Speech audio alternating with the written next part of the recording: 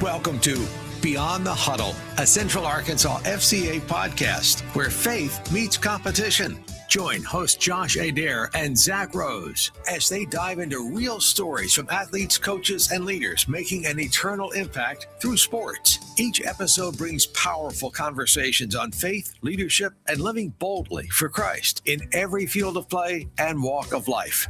This is Beyond the Huddle. Welcome to Beyond the Huddle. So glad that you're here with us. And my name is Josh Adair, here with co-host Zach Rose and special guest. We've been trying to get on this podcast since the beginning. I guess it's been over a year now. And finally, schedules aligned and everything come into play. And we're finally able to have a dear friend of FCA ministry, former staff, and now a pastor and a great dad and husband. Robert Upshaw is here with us today. We're super excited to hear more of his story, learn some wisdom from him, and of things, mistakes he's made along the way that we can glean from, maybe how not to be repeat offenders, and how to maximize the gifts and abilities that God has given us for kingdom growth and expansion.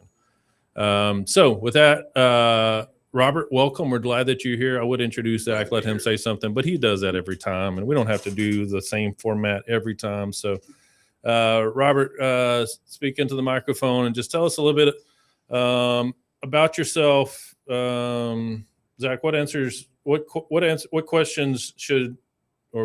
do we need from Robert? Oh, so okay, now you want me to speak? Yeah. Okay, sounds good. Bail me out. Yeah.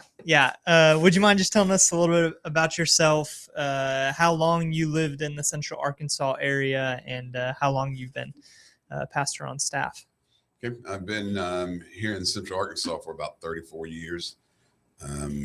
Came here in lieu of a job with the Fellowship of Christian Athletes. I'd never been to Little Rock, and got here and found a place here and fell in love with Little Rock and Central Arkansas. And so I've been here about 34 years. I've been on staff at New Life Church for, at least in Maumelle, for about 2.5 years, and have really enjoyed my time there. Really honored to have that position. Yeah, absolutely. Where did I go? There I am. Sorry. As you transition over to be a pastor, before that, there was a extended period of time where you served with FCA. How long were you on FCA staff here in Central Arkansas? I was on staff for about 18 years and pretty much loved every minute of it. I always believed that, or at least I thought that one day I was going to be a professional athlete, and never did realize that God was going to use athletics as a platform to reach hundreds and thousands of students for the Lord. Yeah, absolutely. I think we all had professional dreams in here, and some of us closer than others. I was probably the least close to that based on my stature and physical abilities, but you're giving me a look like you're not 6'10" over here, Josh. But Just because you have the height doesn't mean that you have aspirations to go past college. that's fair. You know, That's fair. You didn't have aspirations to go past college? No, I did Never not. in your life? Never in my life. Okay. I knew God's calling in my life was not to do that. More like Robert, to have an impact through sports, through basketball, to point people to Jesus. I knew that I did not need although sometimes I question this, I didn't need the money that pros have, because more money at the time, there's a song that said more money, more problems. And I did not need that in my life, because my crazy aunts and uncles were coming out of the woodwork like we see in the sports world today. Yes. Trying to get anything and nickel and diamond people for things that they were owed or things that they think that they were due. And I didn't need that. So actually, God told me it was not the path I was going to take. Yeah. Hey.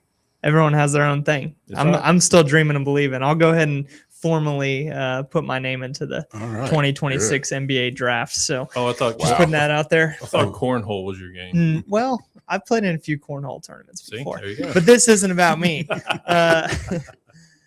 Would you mind maybe telling us some about your time with FCA? Number one, when did you feel called to that? What was the appeal to you at the beginning, and what kept you there for 18 years? Well, I had never really thought about FCA. I'd been involved with FCA since I was a junior in high school and was familiar with the ministry. But in college, I played football and baseball there and got a political science degree and and had some desires to go to law school. That's what I really wanted to do. And there's where God got a hold of my heart my senior year and began to show me that he had other plans for me, even though I was running as fast as I could. But you can't outrun God. And so when I surrendered to the ministry, an opportunity just dropped into my lap with Baptist Student Union at the University of Arkansas, and took a job there. And there's where I ran into Mark Henry. And Mark Henry was doing a ministry there, but he had also been talking about the Fellowship of Christian Athletes, and they had it on that campus. And one evening they invited me to come speak. And after that encounter of speaking and being around those guys, T. Ray Grandstaff, who was the state director at the time, called and asked if I would have a meeting with him and talk about the vision they had for Little Rock with FCA, and then would I be interested in talking. Yeah, definitely. You talk about vision and how that starts. Every vision starts with a small seed. I mean, similar to what we see in the biblical perspective of it, you have to build from the ground up. And you having seen a lot of the growth in not just Central Arkansas, but throughout the state of Arkansas over the years, how has FCA grown from, and I know this is kind of a broad question, so feel free to go any which way with this, but how has FCA grown from the time that you stepped on staff to where it is now? Well, you can see the difference with the amount of staff people that are here in Central Arkansas. When I got here, it was Mark Henry. And when I came on staff, it was me and Mark Henry. And so we covered a huge area. I mean, at one point, we were probably covering 72 schools by ourselves, and never knew that it would be the way that it is today to see the amount when of you say staff. 72 schools, we're talking campuses, or We're talking campuses, middle schools, high schools, junior highs, we're or talking cities, high or... school, cities. I was in the Hot Springs area. We were in Pine Bluff. We were all over Little Rock, and areas that stretched outside of that. Clinton, Guy Perkins. We were everywhere in the state. And so you're talking about two people who were trying to figure all this out, because we were growing at a rapid rate. And there were so many needs, especially here in Little Rock. Around the time that I came on is when they had done the story on banging in Little Rock. HBO had come down here, and we had a lot of issues in the school at that time. We had a great deal of gang activity going on, and people were looking for hope and looking for answers and didn't know what direction to turn. And the mayor and a couple of lawyers that we had met with talked to us about really getting into the schools, and that's what we did. And we began to take the love of the Lord Jesus Christ out, and we began to see God do some miraculous things in people's lives. So. Yeah. When you talk about covering such a large area of schools, what were some of the pursuits or structures that you used to try and, number one, get into the schools, and two, sustain ministry within the schools? Yeah, that's a great question, because when you have two people, you have to have great balance. And what I would do is that I would say, this day, I'm going to hit my schools in Hot Springs. This day, I'm going to hit my Faulkner County schools. This day, I'm going to hit the high schools of Little Rock. And so I planned accordingly each day, or throughout that week. I would know which school I'm going to, which were my strong schools, which schools that I needed to pay more attention to, and which coaches was solid enough to keep FCA running without me having to be there to run them. Yeah, we talk about this at times, but if the ministry is only functional because we're the one running and facilitating it day after day, that can cause some issues long term. It doesn't work. Mm-hmm. It's really very difficult to try to be everywhere at once. Having your coaches train and them going through some kind of procedure to equip themselves to run the huddle, because really that coach is going to be the one that's going to influence those kids.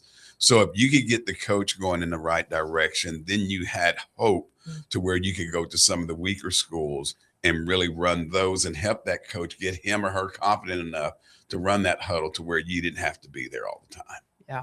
Definitely. I know Josh can speak on this a little bit because his word for the year is delegate. And as I've been reading through even just this last weekend being Easter weekend and thinking through the life, the death, the resurrection of Jesus, but also the aftermath of that and how the whole book of Acts is about the individuals that he trained up to then go out and do and spread and multiply. That's a biblical principle. That's how we're called to live out and do discipleship and train up people as well. And I know we've seen that even here in Central Arkansas recently of the delegation process of trusting. I think that's the hard part sometimes is I know for me at times my pride has gotten the best of me to say, well, I know that I can do the job. I know that I can get this done and execute it the way that I feel is best in this situation. And it'll be high level because, of course, I'm doing it. Yes. And it's all I when really trusting the Lord to say, you know what, this is, we just talked about a second ago, teamwork is a core value of FCA. If we can't work together in teams, if we can't pursue this ministry in teams, then we're not going to be successful in our pursuit of every coach and every athlete. So there's no doubt about that. I would have loved to have had a team of people. All the years that I served at FCA, I think there was 2 staff people and maybe an administrative person. And just trying to keep that up and afloat was very difficult. But God's hand has always been in the midst of the Fellowship of Christian Athletes. He doesn't need men to run it. He just needs to have men that have available hearts to do it. And that's what we had at the time when we were on staff. We didn't worry about, we always believed that there would be more staff. Did I think I would see it in my lifetime? I'm not sure. But we were equipped enough to say, we're going to do as much as we can, as well as we can until. Yeah, absolutely. So Josh, you got something? I want to go back. You glanced over some things in your history, just to fuller. My words are hard for me today, and we're doing a podcast. This is not a great scenario. So if you're listening and you're watching, I apologize. I'm sorry. It happens to the best of us. As much as you have a plan, sometimes it just your brain doesn't work. Maybe I'm getting older. I don't know. Every day is a day closer to death. I hate to tell you. Oh boy, wow. We are going down real quick. That's the truth. That's just where we are. And what you see with me is what you get. I'm sorry if you haven't figured it out by now. But did you say where you went to high school? No, I didn't. Okay. So high school to college, where along the way did you understand Jesus, understand your need for Jesus? Because what most people may or may not know, this past year, we had Robert come speak at our Fields of Faith. Robert is a gifted evangelist. He understands Scripture as a way to communicate it clearly for people to understand without any knowledge of who Jesus is and their need for him. So where did that start for you? Who was the pastor? We talked about this a couple weeks ago. I was sharing with my senior boys in my discipleship group at church. A lot of times we don't act on the faith that we have because we don't know our identity in Jesus, or 2, we don't know our identity in the family as to who led them to the Lord and who led them to the Lord. Like if we could trace back our spiritual lineage, who introduced Jesus to my parents was my grandparents, and who introduced it to Pop was a pastor at a church at a revival. But who is that pastor? I don't know. Yeah. But if we knew that, like we see in the Bible, we see genealogies where they could point back to this person and this person and this person, but we don't do that well. So who would that be for you? Who introduced Jesus to you, and how did that shape your life and your direction? You get to college and you surrender to ministry. What did that look like? How did we get here? Well, it's no doubt that it was my sister Laurie-Ann. Laurie-Ann would come home from college and she would bring games home, and she would ask us if we wanted to play, and we'd all be excited about the new game, and it would always be something biblical. It would always be something that was drawing us near the Lord. And it got to the point to where we hated when Laurie-Ann would come home because we knew that she was going to have something biblical to share with us. But there was many of days that she prayed over us and for us. And I just loved the way she lived her life. I admired her, and she inspired me as I got older. And when I got into high school, And somewhat in junior high, there was a young man named Mitchell Wagner. Mitchell Wagner was a guy that I used to beat up when we were 3. We were in preschool together, and in junior high, we started playing football together, and we became really good friends because he was a lineman and I was a running back. And Mitchell, I would see him often with his Bible before the games and studying and things of that nature. And I really wanted what Mitchell had, even though I had accepted Christ when I was in the 3rd grade. As far as growth in my life, there wasn't a lot of it, but Mitchell set great examples for me. And I wanted what he had. And he got me back into church. I was going to church, and then he finally got me back in Sunday school. And it just so happens that Mark Passmore, youth guy, came into town from San Antonio, or maybe he was from San Marcos, and took over the youth program. And that really changed my life. He would come pick us up. He'd take us to go play racquetball. Him and Sharon would bring us over to their house. We'd do Bible study. We'd watch movies together. But he was constantly pouring into me. My other mentor was Mr. Summy, who believed in me as a youngster. How I started speaking was through Mr. Summy. Mr. Summy put me in Tag Plus in the 6th grade. And that was for talent and gifted students, and I had neither one of them. But he saw leadership in me. He saw that I was leading kids astray, and he put me in Tag Plus against all the wishes of all the other teachers. And that changed me because when I became a freshman in high school, I moved up to the varsity football team when the starting running back got hurt. And he asked me if I would come talk to the 6th grade class, since I was on varsity football as a freshman. And that was the first time that I'd ever spoken publicly. Wow. And I believe that God was already starting to do some things for me right then and there. When I got into college. So, right.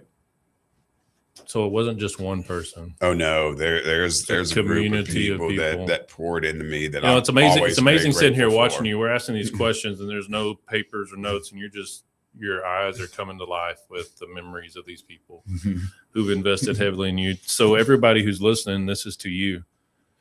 Be aware of who's in front of you, who needs, if you're a believer in Jesus and you're further down the road than the next generation, they need you. They need you to see good in them, to speak life into them, speak vision that they don't even see possible, because we have a living proof example here in the room who's agreeing with me right now, that someone spoke life and give them a challenge to rise up to a higher level, a higher standard of, and get them plugged in sometimes. And it was a peer, as you heard, of the football player who was there with him, who led by example, and he lived it in front of him. So if you're a student listening to this, who are you? Had a youth pastor the other day, which is a crazy story, former youth pastor, because this is the new trend of 2 numbers together that come after 5 that I'll let y'all figure out. They years ago in their student ministry, they were challenged to be the number book of the Bible, because there's 66 books in the Bible. So they were challenged to be that, I'll just say it, the 67th book. So so much so that they and their group, they challenge each other every day. Are you the 67th? Are you the 67th? Yeah. We're 66 books here. How are you the 67th today? I mean, so much so that they got tattoos, and now he has a 6'7" tattoo that he tries to hide from the middle schoolers where he's a counselor at. That's funny. It is funny. All full circle. I just outed him. I didn't use his name. So if you're listening, you know who you are. I love you. Otherwise, I wouldn't have mentioned you on the podcast. So, but there's people around that influence us to Jesus. Oh yeah. That put us in the position to where we make the personal decision to follow after him. So you still haven't said, where'd you go to high school? I went to Blanco, Texas. It was a small town. We had 37 in my graduation class. West Texas. Nope, Central Texas. It's right between San Antonio and Austin in the Hill Country, right off 281. One stop light. Okay, hold on. Do you know what Blanco means in Spanish? Blanco, you mean white? Sí. Yeah. Correct. Sí. Muy bien. Okay. Muy bien. Yeah. Blanco is not a Hispanic word. It was an Indian word. But close okay. Apologies. I was going to say Blanco is not Blanco, but anyways, yeah. It is if you're I could have been wrong. from I Texas. hope that I didn't mess it up, Blanco people. Oh man. So how did you end up from Blanco, Texas to Arkansas Tech? Southern Arkansas. Oh, SAU. SAU, yes. I got a scholarship to come play football at SAU, and of course it was 11 hours from home, and Texas State looked at me at the time also right out of high school to play football, and I just felt like it was too close to home. It was too close to my buddies, and I really wanted an opportunity to grow and see something else in life besides what I had seen most of my life. And so I got the scholarship and came here and played football at SAU for 4 years, played 2 years of baseball. What years were you at SAU? 88 to 92. Okay. And loved every minute of it. There is where I began to realize what God had on my life and what he wanted to do with my life. Made good friends. Also became a witness there with my teammates. And my teammates thought that I was a nerd. I had big glasses on like Urkel, and I was really quiet. I'd stayed in my room. I didn't go to parties. I didn't hang out. So most people didn't even think that I played football. But it was a starting point for me to start witnessing to my teammates. And at times they were very embarrassed to come to me, so they'd come to me late at night and just try to get some godly advice. And the great thing about SAU is that I learned years later there was quite a few people listening, that I would get a text or a call or an email saying, "Thank you for living out Christ in front of me. I have accepted the Lord and have led my family to the Lord as well." Wow. And they just thanked me for being who I was. And it's not easy being a believer on the college campus. It seems easier today because there's a movement in the college ranks. But back then, there wasn't a lot of kids going to church. And I found myself being one of maybe 68 players going to church. And it could be very lonely, but I knew that God had me there. And I knew that he wanted me to live a life that exemplified him. And because of that, not to say that I didn't make mistakes and do crazy things while I was in college, but because that he had his hand on me, several of my teammates came to know the Lord. Wow. That speaks so much to the totality of how the Lord works, I think, through our lives. Of number one, I want to hit on multiple people speaking into your life at a young age, because in ministry, I think sometimes we can get this idea or perspective that what we start, we have to see through, or what we start, we have to finish until completion. And I've had people come talk to me in transition times or periods where the Lord was obviously calling them something different. I'm sure you may have had a similar experience of serving with FCA for so long and then stepping away from it, now still being a part of it, but not being in the same capacity. You go from, okay, Lord, I trust you with what not I have built, but with you, with what you have built, and that you'll continue to see it through until completion. That's so hard sometimes. It's very hard. It was very difficult for me because I'd been part of parachurch most of my career in ministry. And really, in all honesty, I really didn't want to be a part of a church staff. I knew what would go on church staffs, the cliques, the trying to get close to the pastors, and all of the stuff just turned me off from it. And I almost told the Lord, I never want to be on a church staff. I just don't want to do it. I love parachurch ministry, to where you can freely go. You can go in and out of other churches and not have to worry about what they believe and what you believe. And it was just so convenient to be able to go in the Pentecostal church or go into Assembly of God church or go into First Baptist church and not worry about all the other stuff. Yeah. And now that I'm on staff, which I'm very thankful to be on staff, I love what I get to do. Yeah. There is where you find just as many hurting people as you do out in the schools or out in the world. And I get to work with young men there at the church. I get to work with marriages, which I am really 100% all in for. And I have got the privilege of watching some lives being changed. So although I fought against the church life, it has been very beneficial for me and my wife to serve in the church capacity. Absolutely. Again, a refining piece of that too is chipping away of, I think the theme of this conversation so far is removing pride and removing ourselves from the equation to allow the Lord to work through our circumstances. And I know you agree with that and have seen that through. So as you leave college and step into the reality of the real world, number one, what were you studying at SAU? What was the focus of study, and how did the Lord shift your perspective from what you maybe thought you were going to do to what you have actually done over the course of your life so far? Yeah, I absolutely believe that I was going to go to law school. I majored in political science. That was the closest thing we had to law at Southern Arkansas at the time, and loved it. Loved the idea of helping. I wanted to be a cop, and my dad just kind of talked me out of that. And just, no, Robert, that's not something I really think you ought to pursue. But while I was there trying to figure out everything, one of my friends, Kim Shibata, was very involved with the Baptist Student Union. That's what it was called then.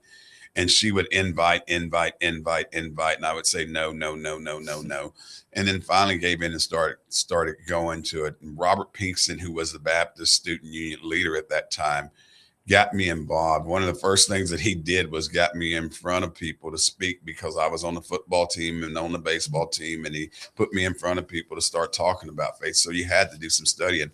But one of the other things that he did while I was there is that we would have to go out into the community and do activities with the churches that were supporting our ministry at the Baptist Student Union. And we would have people that would go and they would do the skits. There were people who would do the music, and there would be people doing some other stuff, but they never had anybody to preach and do the devotion. And so every time Pastor Pinkston would say, Robert, you're going to be the one to do that. And it started. And so I would go and I would do the speaking, and everyone would ask me after it was over, are you going to be a preacher? I'm like, no, I want to go to law school. I want nothing to do with ministry. No, thank you. And before I knew it, as God began to chase me, his word began to chase me, I surrendered into the ministry and did not know what he was going to do with me in that. But in the 34 years that I've served in ministry, I have been able to witness thousands and thousands of people who come to know the Lord. And so God knows what he's doing when he's tugging at your heart. And it is a calling. Yeah. You have to know that God has called you out of something into something. And you have to know that his handprint is on it and in it. Because when we step out and tell people what we're going to do and how we're going to go about doing it, if God's hand is not on it, it's not going to happen. Yeah. It's just not going to. And I have been thankful for the doors that he has opened up for me and the opportunities that he has put in front of me over the years. And that's only through him and his grace. And that was through me finally surrendering and being obedient to him. Yeah. Yeah.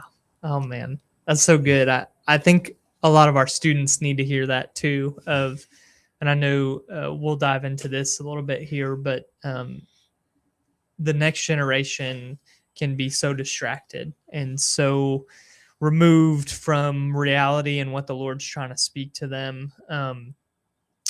And we talk about it on here often of how pain is almost a common denominator.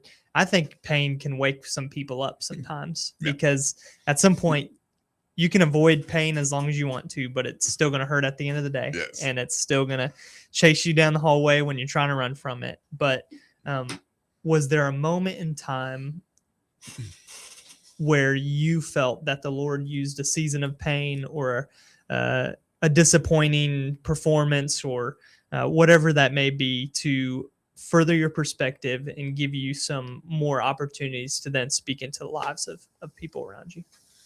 I'm going to interject here. We're going to get to that question, but I need to ask a question too. Did you know that you're in the UIL record books? Yes. Oh. University Interscholastic League for the state of Texas. Do you know what for? Baseball during 1988. State playoffs. He had a we're going to answer that question with this. This is scary what you can find on. I know. I just found it. Like I've been checked out trying to figure out, all right, what's going on here? I need to do this more before we get on here. So throughout the playoffs in 1988, he had a batting average of .571. 7 at-bats, 1 run, 4 hits, and 2 RBIs. So if you were so good at baseball, why'd you go play football? That's a great question, and this is part of the testimony that you're asking about. My junior year, I had a huge batting average in baseball. So good that my senior year, sitting in Spanish class with football season getting ready to end, my coach came in and talked to me. He said that the Atlanta Braves are going to come watch you play this year. And just crazy out of my mind about that. And so we got through football season and we went into basketball season, and we started out hot in basketball, but unfortunately we lost a conference game, a district game is what we call it in Texas, and which put us in second place and made us play the first round against San Antonio Cole. And San Antonio Cole at the time had Shaquille O'Neal on that basketball team. Oh, wow. And I remember stealing the ball early in that game and going to put up a layup, and he slapped it off the backboard, and I realized we were going to be in for a long night. But another thing happened that night also. I went for a steal in that game, and something happened to my hand, and went to the sideline, told coach that I was in pain, and he just taped it up and sent me back out there. And I had 16 points in that game. We held Shaquille to 11 points. He fell out in the third quarter, and they still beat us by 25. That's how good that team was. Well, the next day I have to go to our physician in San Marcos to have my hand looked at. Now basketball season's over, baseball season's getting ready to start. And the doctor talks to my dad first, and then he talks to me and he says, "Robert, I'm sorry to inform you, but your hand is broke." In fact, it was right through there. And he said, it's going to be 4 to 6 weeks before that hand heals, and it'll probably be another 2 weeks before you put a bat in your hand. And so all the dreams and all the hard work, all the long summers in the hot heat, all the training, all the dreams of being a professional athlete cracked right then and there, and didn't come back until we got to district in baseball. Ended up with a 420 average that year, I think, regular season, and no one came to watch me play. I accomplished all those things at the state playoffs, but baseball and those dreams were over. And it was a moment in my life to where God really said, who are you going to serve? Because in every article that you were in this year, every interview that you did on TV, all the things where you were praised, not one time did you ever honor me. Not one time that you give me any glory. You thank your classmates, your teammates, your parents. You did all that stuff, but not one time that you ever honor me. And I really, truly believe that my hand was broken in order to get my attention, to draw me back to him. Mm-hmm. Wow.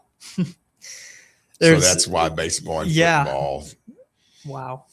There's so much to unpack there.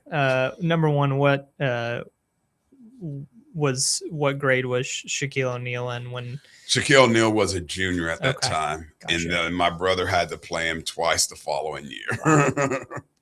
Out of that whole story, that's the only question. Well, that was my first question. That's my first burning question. Shaquille O'Neal's is he in the Hall of Fame yet? If he's not, he will be. That's the first burning question, really. I was thinking of the movie Blue Chips is what I was thinking of, and all I could think of was like, was Robert in Blue Chips? No, Robert was not in Blue Chips. I can promise you. Yeah, that's the first thing that came to mind. I'm sorry.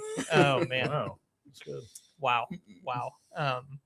Man, what a lesson to learn at a young age, I'm sure, and a very large challenge, I'm sure, to overcome. Of oftentimes we can get so revolved around our own perception and what we can do that we forget about who was the one who orchestrated and gave us the ability to do it in the first place. We've been kind of reading through the Spiritual Game Plan book, and I've started reading through it recently, and just talking about how, number one, how God created sport, how sport is an opportunity to be creative and allow the Lord, similar to what we would do with, in the Assemblies of God, fine arts is a huge thing, using gifts and abilities to glorify God. But even further than that, just musically, there's other art forms too. and it talks about how a step back jumper, when that was created, that's a form of art. It is. Amen. Because it's a different way. When James Naismith created basketball, I don't think they were hitting step back jumpers back then, right? That was the funniest bit of the whole Final Four. They had an actor that played James Naismith, and he came in and they did a Naismith or a no Smith. Like, is this a Naismith thing or a no Smith? Like the original rules. Yeah. And then since they were in Indianapolis, So good. it was a lot of fun. So, Yeah. Things have changed a lot since he big first time. created Yeah. it. We don't have to get the ball out of a basket anymore. Yeah, It falls correct. through a net. This is true. Yeah. This is true. Yeah. Oh man, Shaquille O'Neal would break a lot of baskets. I'll tell you that much. Yeah. He was not known for finesse, No. No. He was especially at not. the free throw line. No, No. Yeah. not at all. Yeah. Oh man. So as you navigate through that pain and walk through that season, I'll go ahead and just fast forward a little bit to, again, ministry with FCA, and want to talk through how you use that pain, how you speak clearly about some of that and what you've experienced to the next generation. What's the importance for you, excuse me, to share what you've learned with the next generation? Because currently you're involved with North Little Rock High School football team. Are you involved anywhere else? I don't. Oh, quite know. yes. I'm Southwest. Okay. Yeah. I knew there was other things that you are doing with FCA, but as you go and speak to those young men and as you continue to use your role as a pastor in your church and in this community, what's the importance of what God has done in your life and why you need to share that with other people? It's important to know that God does certain things in our life and he doesn't have to give us an explanation for it. Sometimes those things are to test us. Sometimes those things are to refine us. Sometimes those things are meant to mold us more into his image. Sometimes it's just to help us understand that with him, we can do a lot of things, but apart from him, we can do absolutely nothing. Those lessons are meant to make you more like Christ. And I think pain does that. I think we realize that we can't handle certain things on our own, that pain draws us to something that's bigger than us and helps us understand that pain is helping refine you and molding you in his image. But he's the one that's going to get glory from it when you come out of that. Yeah. When you're in it, he's saying, I'm here with you. You don't have to carry this burden by yourself. But this pain also will remind you that when you step outside of my boundaries, there's a way of me correcting you and humbling you and bringing you back in. Although baseball was painful in the breaking of my hand, there was nothing more painful than going through the death of my wife. And that was a whole different pain of where God teaches you things to help you understand and equip you to be much better than what you ever thought that you could be. Yeah. And watching him walk you through something that you never thought that you would have to experience. So it's important that young people understand that we shouldn't always ask God to take the pain away right away. There's something that he's trying to teach you. Ask him to take you through it. And once you get to the other side, you finally get to see why you had to go through this. Wow. Wow. You saying that and speaking that, was it last week we talked about podcasts for people to listen to? Zach 2 weeks ago. Yeah, Zach got to share some. One that I listen to pretty frequently is just went blank. I have to look it up. 2 weeks to prepare, and here we are. Oh, failure. How's that? So glad that we can encourage one another and speak. Sometimes there's other people in your life that humble you too. And I get humbled often by Josh, so I have to return the favor. Return the favor that we didn't ask for. So That's good. right. That's right. It's the Nothing is Wasted podcast, and how nothing is wasted in life, and it's a lot of stories of tragedy and trauma and death or unexpected deaths of how God refines us in those moments, what God teaches us. Davey Blackburn tells a story, and he's a podcast host. If you're looking like you don't know how to get out of the middle of tell people that similar to what Robert says, we're in 3 seasons of life. We're either preparing for a storm, We're in a storm or we're coming out of a storm.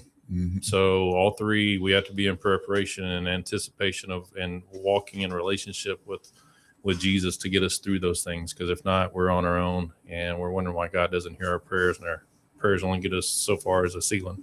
Mm-hmm. Davey went out. He's planning a church, and he went out for a run, and someone broke into his house and killed his wife while he was out on a run before church on Sunday morning.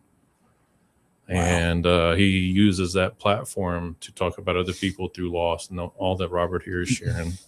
So it's just another resource, another podcast that is there for you to listen to find hope in and to help navigate.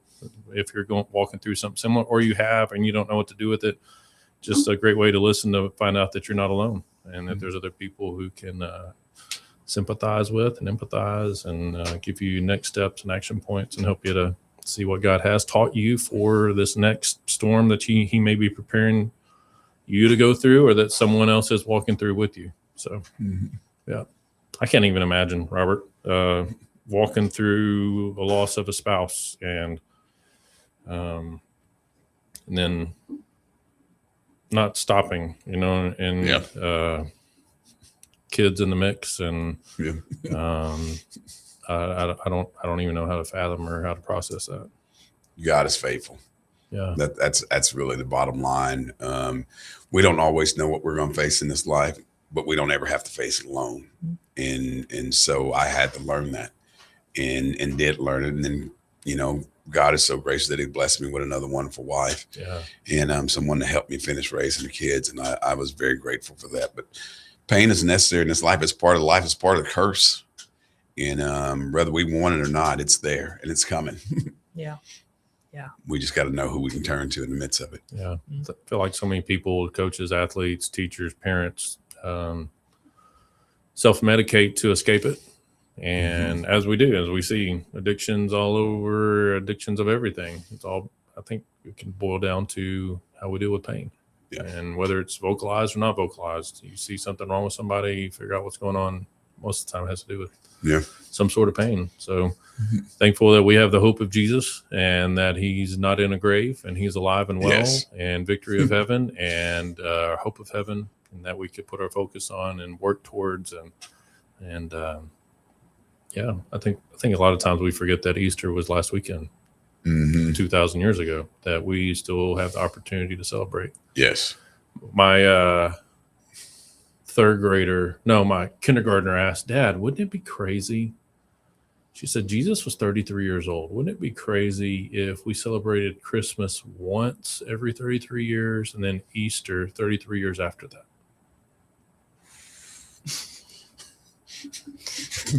I'm like, do what? I was like, run it by me one more time. She said, what if we just celebrated every 33 years, Jesus was born, and then we wait 33 years and we celebrate His death?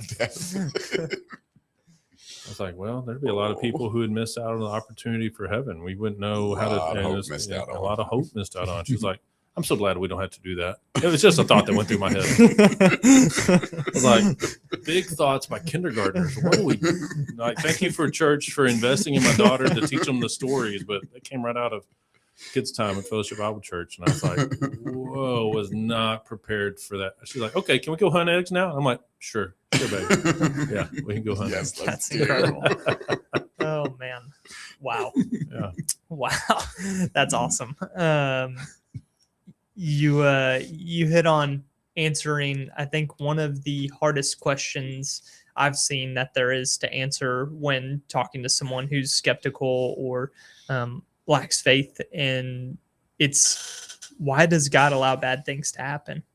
And why do bad things continue to happen? Why do natural disasters happen? Why do losses of loved ones happen? Why is there so much pain and brokenness in the world? And I think you summarized that up well to say it's a part of the curse. It's a part of the brokenness of the beginning of creation.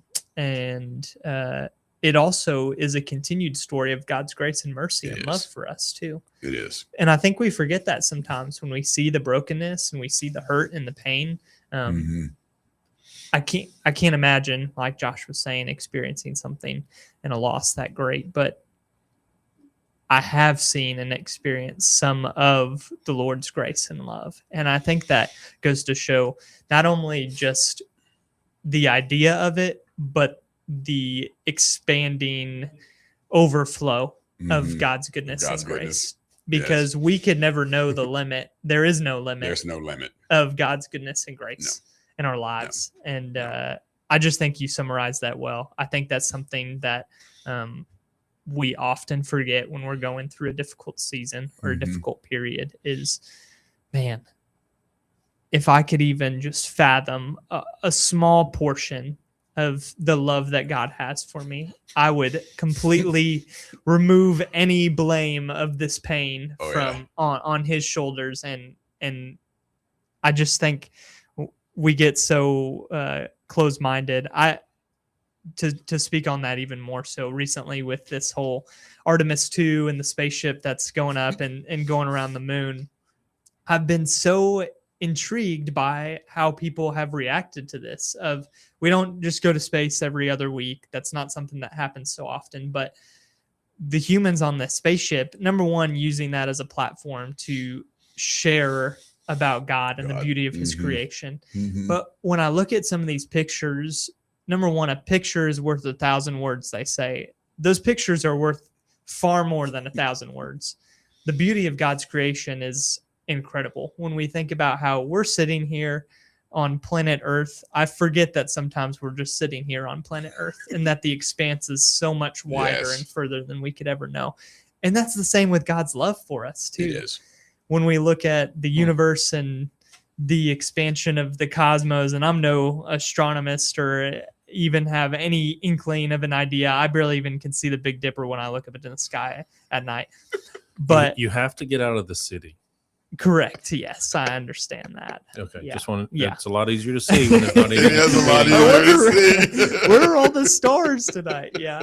Oh man, that's good. Thank you for that tip. Or you can go to Texas. Yeah. Because the stars at night are big and bright. Always. Deep in the heart of Texas. Deep in the heart of Texas. So. Always. Yes. Yes, and amen. Man. We got to teach these Illinois boys some things every once Hey, in a while. we got cornfields and countrysides out there too. Amen. I've seen some stars. So there we go. Sorry. all that to summarize up. I'm so encouraged by your story, and not just by your story, but God's story through you. It's God's story. And There's no doubt about it. That's something that I often forget. I'm sure that's something that we can all often forget of how he moves and operates through us. So we're supposed to be called to be a vessel to be used by God rather than the one who's facilitating the operating on a larger scale. So I'm just encouraged by that today. And I know we're probably running short on time here, but we got about 5 minutes left. I did want to ask you just one more question as we close here. Is there one story of impact? You talked about having seen a lot of people be transformed by the renewing of their mind and their heart and their soul through Jesus. Is there one story that you can maybe share just briefly before we end here of transformation that you've seen through FCA and the ministry of FCA? Oh, man. I think about my own life, first of all, because if Mark Passmore wouldn't have started FCA at our school, I would have never been introduced to FCA. And when I think about the experiences of FCA and how it impacted my life as far as it drawing me closer to the Lord, and then realizing later in life that, I might actually be able to influence people. And then to know that God opened up a door for me to do it for 18 years through a ministry called the Fellowship of Christian Athletes. It impresses me that God knows what to do there. Trying to think of an athlete or someone that it really changed an impact. I know there were so many kids that were touched by it. Johnny Rice, who works here on the staff, he was one of the first guys that I introduced FCA to at Ridge Road. Yeah. Way back in the 90s, I believe it was. And he was just a former basketball player, I think, from OBU. and probably really wasn't looking to mess with FCA at all, and went into their school, and him and I hit it off, and we got FCA up and going, and now he is on staff for FCA. Yeah. So I see moments like that makes me be thankful that the ministry of FCA has impacted so many lives and has changed so many lives. My own kids were involved in FCA. So it's impacted their lives. I'm just thankful for this ministry. I don't know what my life would be like without FCA. I know that I will probably never be in another ministry that had so much impact on lives being changed in one setting, the way that this ministry has affected lives. Yeah. Man, I'm so thankful for you. I remember coming on staff in 2021 and not knowing much about anything. And Mark Miller was like, you need to talk to Robert Upshaw. So we did. And we had you out for our first Fields of Faith in Cabot, Yes. which was a grand party trying to figure out how all that looked and worked. And had you back out for Fields of Faith this past year. Fields of Faith happens in the fall on public school campuses as a way for the community to come together to celebrate Jesus through the influence of coaches and athletes on a football field underneath the big lights to tell the world about Jesus. And I just want to tell you thank you for your faithfulness year after year, for all that you have done. Just in Cabot, Stuttgart, at Sylvan Hills this past year, just as a highlight, thankful for your influence being a part. There's over 5,000 attended across 3 schools, 209 putting first-time decisions to follow Jesus, and 384 others who made decisions to grow in their faith. And thank you for allowing the Holy Spirit to move through you, to be in the mouthpiece, to point people to Jesus, and all those were followed up with local churches. Love it. Thank you for your ministry. Thanks for the start. And it's all upon your shoulders that we stand. And thankful to call you a brother. And Likewise. And, looking forward for many more years of ministry together. So Absolutely. So thanks, everybody. Thanks for joining us this week on Beyond the Huddle, Central Arkansas FCA podcast, where faith meets competition. Y'all have a great week.